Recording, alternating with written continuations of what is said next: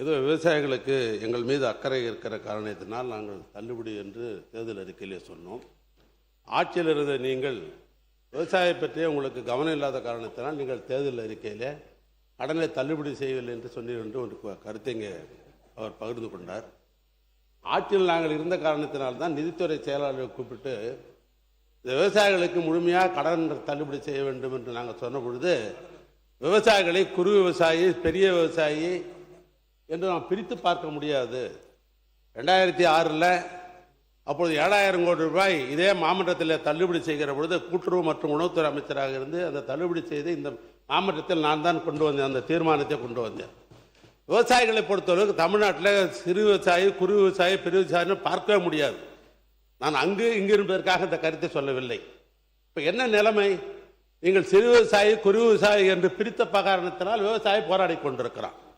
இது எங்களுக்கு தெரிந்தது. நிதித்துறை செயலாளரை கூப்பிட்டு இப்படி தள்ளுபடி செய்யலாம் என்று நான் கேட்ட பொழுது ஏறத்தாழ 19,000 கோடி ரூபாய் தள்ளுபடி செய்ய முடியாது என்று சொல்லிவிட்டார்கள். நாங்கள் தொடர்ந்து மக்களுக்காக செய்து கொண்டிருக்கிற திட்டத்தை தொடர்ந்து நிறைவேற்ற வேண்டும் என்று சொன்னால் விவசாய பக்கத்திலே செய்ய முடியாது என்ற நிலைமை தான். போகிற இடங்கள்லாம் விவசாயங்களிடத்தில் சொன்னார்கள். நாங்களும் வேட்பாளராக நின்றவர்கள் தான். ஒரு விவசாய அந்த கட்சி சொல்லுகிறது, இந்த கட்சி சொல்லுகிறது, நிற்கிற கட்சியெல்லாம் சொல்லுது, நீங்கள் சொல்லவில்லை என்று எங்கள் மீது வருத்தப்பட்டார்கள். இல்லை என்று மறுக்க முடியாது. ஆனால் இங்கே பணம் இருந்தால் தானே, சட்டியம் இருந்தால் தானே ஆகப்பையில் வரும். ஆக பணமில்லை எங்களுக்கு தெரிந்த காரணத்தினால் அந்த நாங்கள் விவசாயி பிரித்து பார்க்கவில்லை. அதனால் நாங்கள் அந்த தேர்தல் அறிக்கை சொல்லவே வேறொன்றும் அல்ல.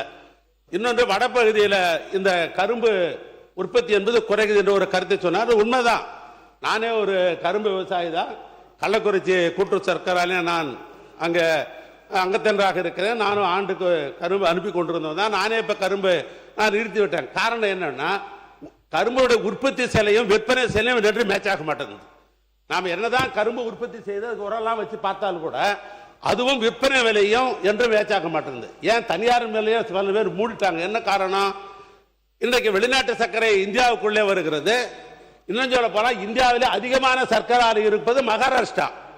அங்க அதிக உற்பத்தி இருக்கிறது. அங்க அந்த நிலத்தினுடைய தன்மை, சக்கரை தன்மை கூடுகிறது. ஆனால் உற்பத்தி அதிகமா இருக்குது. அவனுக்கு கட்டுப்படி ஆகுது. தமிழ்நாட்டில் கட்டுப்படி ஆகல.